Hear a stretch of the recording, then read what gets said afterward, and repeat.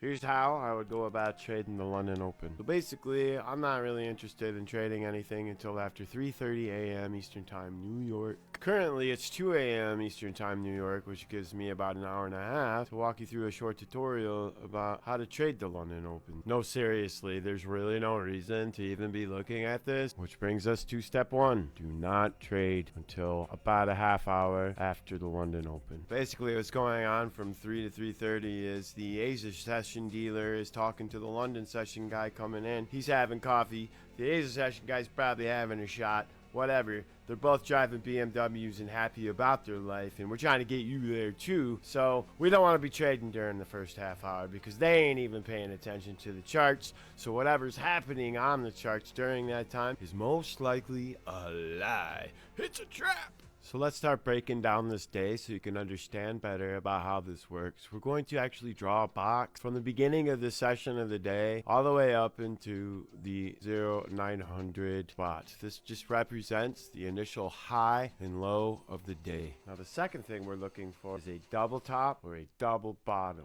So it helps to know what to expect. Today's a Monday. So on Monday, we like to go with the current breakout. And you can see this swing low right here was broken here right off the bat. Basically signifies that we want to go with the flow of that direction. It's smarter to do it that direction, okay? Knowing that in advance puts us at a severe advantage because any rise out of here will give us an opportunity to trade back down to the Asia low or to set ourselves up for a nice swing trade. And when I'm talking about a swing trade, I'm maybe talking about like holding on to it until like Wednesday.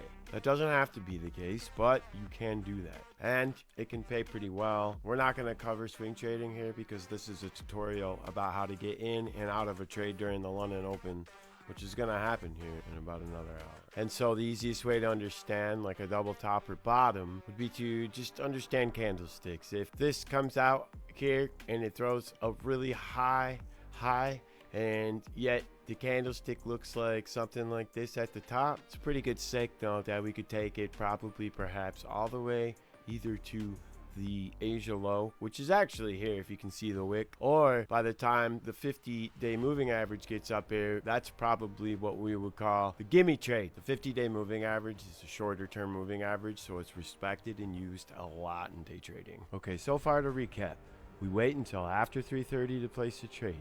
We look for double tops and bottoms, and we look for specific candlesticks like hammers and long wicks that signify a reversal is about to occur. We still have about a half hour to burn, so I'm going to double check everything that we're ready to rock and roll and either make or lose some money. I check my terminal really quick to see if I'm funded. I am not. I should probably get in there and fund this because this is a high leverage account, and through the magic of crypto, keep your eye down here in the bottom left, we should be able to magically transport some money. There we go. Now we're ready to rock and roll. Yeah, it's probably a good thing and a key point to make sure that you actually got some money in the account to trade. Now, this is just for demonstration purposes, but we're going to wait for the London Open, so I'll see you then. In the meantime, you're about to be momentarily entertained. What's happening here?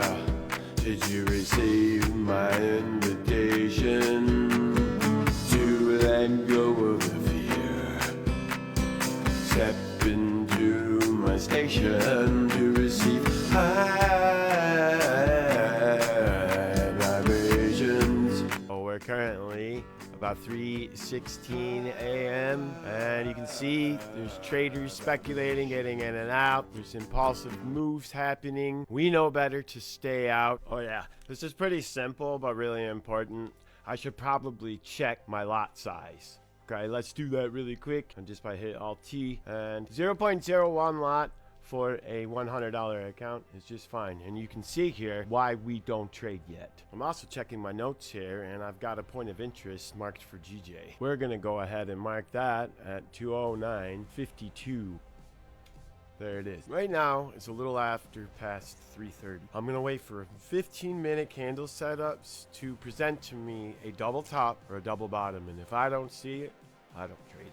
So it's currently 4 a.m. and I am looking at the United States Swiss franc, GJ, as well as the pound dollar. Now there are multiple reasons why I've selected those three to just pay attention to, The rest for now are out of the picture. We're about 1 minute left in this candle here, and now I'm just kind of looking. The Swiss franc has my eye. Pound is still kind of hovering at the same area, so we're going to be looking for still a double take, but that looks like it's going to take a little bit longer, which is fine. This is why we're going to be patient. You can see that area point of interest that we marked. It is fast approaching. It's actually almost going to kiss it. If it does and it starts showing signs of reversals, we may take a trade that could take us potentially back down to the 50-day moving average. May even be able to take it all the way back down, or as I said before, hang on to this for a really long time. Now we're getting in toward the end of this session, and unfortunately you just can't force a trade to occur. But we did find the US dollar, Swiss franc is the one potential. We want to see